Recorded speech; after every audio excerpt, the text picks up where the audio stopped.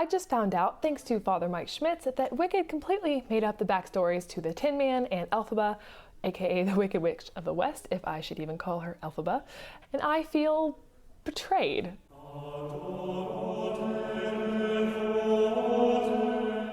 I knew Wicked, the musical, was a twist on The Wizard of Oz, the MGM Studios film with Judy Garland, and also the L. Frank Baum book, The Wonderful Wizard of Oz, but I didn't know just how much of a complete retelling and rewriting of the entire moral backbone of the society Oz they lived in. And that got me thinking, should we be allowed to take somebody's art and completely change the meaning? Now, before you say, of course stories change over time, that's not exactly what's going on with Wicked and countless other modern reimaginings. And here's why. The oral tradition of storytelling isn't the same thing as works that have one specific author. Think of old fairy tales like Cinderella, Red Riding Hood, Beauty and the Beast. They existed across cultures. They changed over time. They changed in different actual physical locations. They changed with different religious views and what was viewed as acceptable in those time periods. But they always existed in sort of a shared moral framework, and no single person owned these stories. On the other hand, modern stories have clear authors, and usually they have a specific artistic intent and meaning behind them.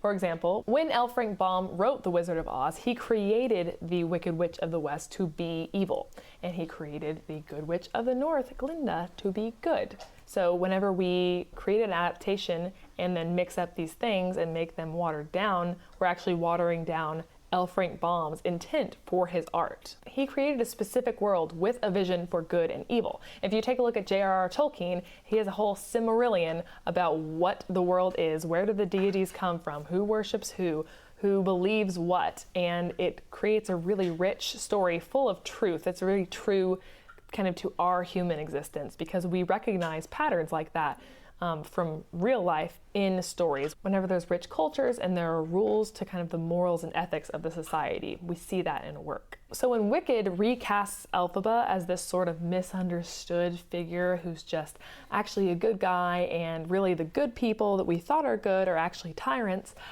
it's just wrong. It's not just a new version of the story, it's in direct contradiction to L. Frank Baum's original intent. And this is where Father Mike Schmitz made a really good point. There's this trend in modern storytelling where the villain isn't truly evil, they're just simply misunderstood.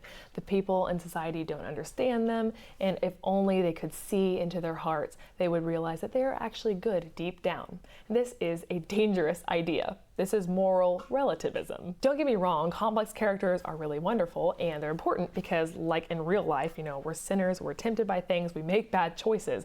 But whenever a character is merely this misunderstood person because they had a bad childhood or because somebody else did something wrong to them, therefore somehow we're allowed to do directly evil things like stealing or lying, we lose something important in the fabric of the story. G.K. Chesterton actually warned against this in his book Orthodoxy. He said that modern culture has made a fatal mistake. We think that because someone has a reason for their actions, it excuses them entirely. But that's exactly what Christianity rejects. Chesterton says, quote, "Christianity allows free will, therefore it allows the possibility of a real sin." That's the major difference. Just because a villain has a real reason or a backstory for why they're making an evil choice, it's still an immoral and evil choice. We can't just rewrite the story to make these evil things seem like they're okay. Shakespeare never lets his villains off the hook, and that's why I love him. Macbeth had ambition, Iago had jealousy. There are plenty of wonderful villains in Shakespeare, and the reason why people love Shakespeare and it's so lasting is because he writes real humans that have real motivations and deep complexities to them, but in the end of the day, they're still a part of that storytelling where they have good and evil characters, and you can tell which one which is. At the end of time, God will be able to tell, he'll be able to sort us into the sheep and the goats, and obviously, as humans, we can't tell everybody's hearts, but a lot of times people wear their hearts on their sleeve, and you can tell whenever somebody is not a very good person. People, like Shakespearean villains, often choose their own path. They make their own choices and then they will have to accept the consequences. I think we live in a society where we tell everyone that you don't have to accept consequences for your actions, and it's causing a lot of issues in societies and in schools and pretty much in politics and everywhere. So I think that if L. Frank Baum were still alive and he chose to write a sort of Wicked, a sort of backstory for the Wicked Witch of the West, I think that would be really cool. It'd be expanding the lore. It would be his art and expanding what it means. I do think that once you've put art into the world, however, you have to be cognizant of what that means to your fans, and it's really unfortunate whenever artists go back on their work and try to insert political things into it that might not be there. For instance, J.K. Rowling, when she wrote Harry Potter, she kind of came out later and said a bunch of things, try to insert things that were clearly not in the subtext of Harry Potter. And then some of her fans were very accepting of that. Others were upset because she'd already put this art into the world, and then she's kind of backtracking and adding these backstories. So though L. Frank Baum probably could, since I guess it is his brainchild, it is his creation, audiences can tell whenever an author has that lack of integrity to their own truth that they've built up in the stories. If J.R.R. Tolkien or C.S. Lewis came back to Narnia and said, just kidding, Aslan was actually a bad guy, and here's all the reasons why, we would all stop reading Narnia. I guess this isn't really about Wicked, and to be completely honest with you, I still love the musical. It has beautiful music, and I'm a big fan of the movie as well. I think it was a pretty good musical adaptation. This is about how we're telling stories in modern society. Are we shaping them to reflect truth, like Shakespeare, like Tolkien, like C.S. Lewis?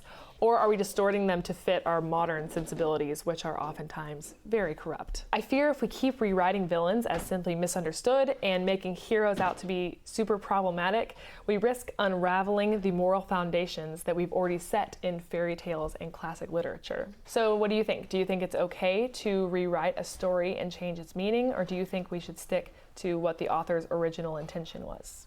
Let me know. Godspeed.